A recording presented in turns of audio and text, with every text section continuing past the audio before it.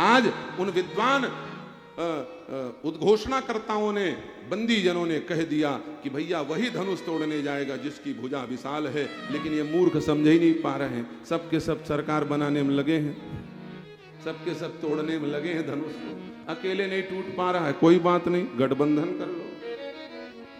अब वो धनुष बड़ा लंबा, उस धनुष को तोड़ने के लिए तैयार। तुलसीदास जी महाराज कहते हैं, भूप सहस दस एकई 12, भूप सहस दस एकई 12, लगे उठावन करही नकारा, लगे उठा। 10,000 राजा धनुष को तोड़ रहे। वाह रे धनुष से मैं जीव मर गए।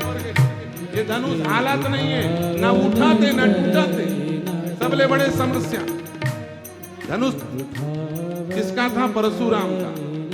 परशुराम ने कहा, वाह रे बेटा धनुष, गजब कर दे, मोर नाम रोशन कर दे इसकी। मैं ला के दिया था जनक को, है तो शंकर जी का, लेकिन अथॉरिटी मेरी थी, इसलिए वाह रे धनुष मानना पड़ेगा। ना उठाता ना टूटाता, 10,000 पकड़े हैं तो ला। धनुष कही, महाराज ये मोर कोई बड़ा ही नहीं, मैं कब ले टूट जाऊं, फूके मुड़ा जाऊं।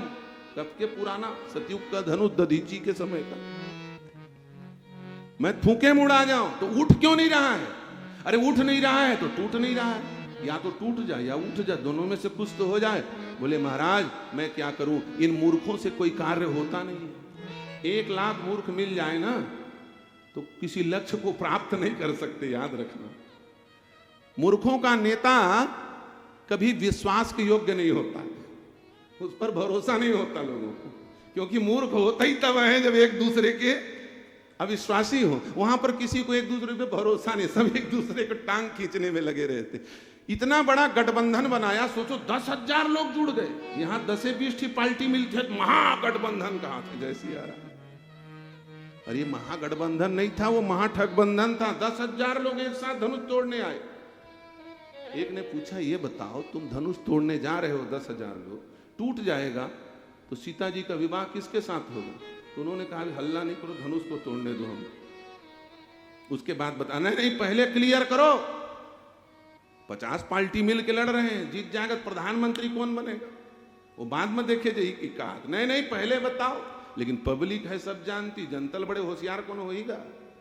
जनता ने पूछा, बोले बताओ कौन सीता जी से विवाह करेगा? उन्होंने कहा, बोले हल्ला नहीं मचाओ, धनुष टूटेगा, 1 का 2 हो जाएगा, फिर लेकर के दोनों लड़ेंगे, एक दूसरे का हड्डी तोड़ेंगे, आखिरी में जो साबुत बच जाएगा 9,999 की हड्डी टूटने के बाद एक जो बचेगा उसके साथ। ये है मूर्खों का काम।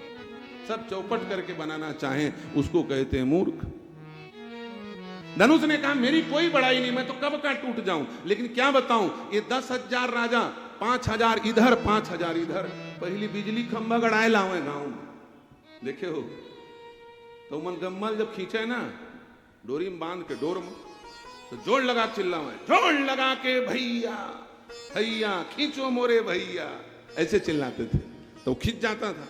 बड़े बड़े पोल खंभा, गांव के लकड़ियों को ले जाते थे लोग फाड़ने के लिए, तो 10-20 लोग मिल करके बोल, जोर लगा के हैया, जोर लगा के हैया, उठाओ मोरे भैया, ऐसा बोलते थे।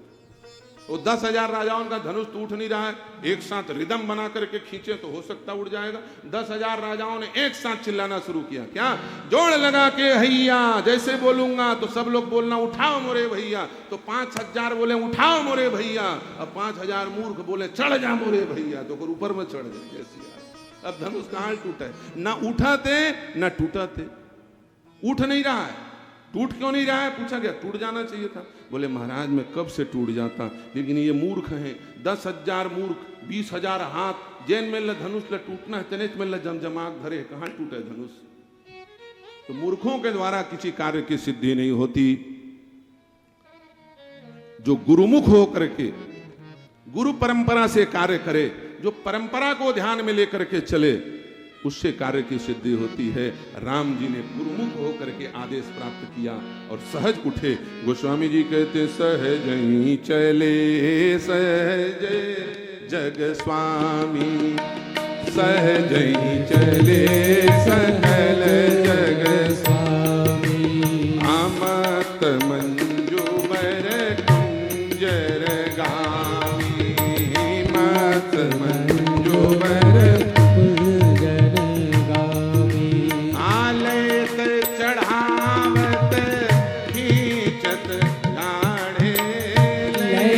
चढ़ावते चटकारे काहू न लखा देख सब ठाड़े काहू में लगा देख सब ठाड़े देहि क्षण राम मध्य धन तोरा भयो भुवन धुनि घोर कठोरा चतुर सकील की कहा बुझाई पहिरामो जय माल सु धनुष टूटा चतुर सखी ने कहा जाओ सीता राम जी को वरमाला पहनाओ।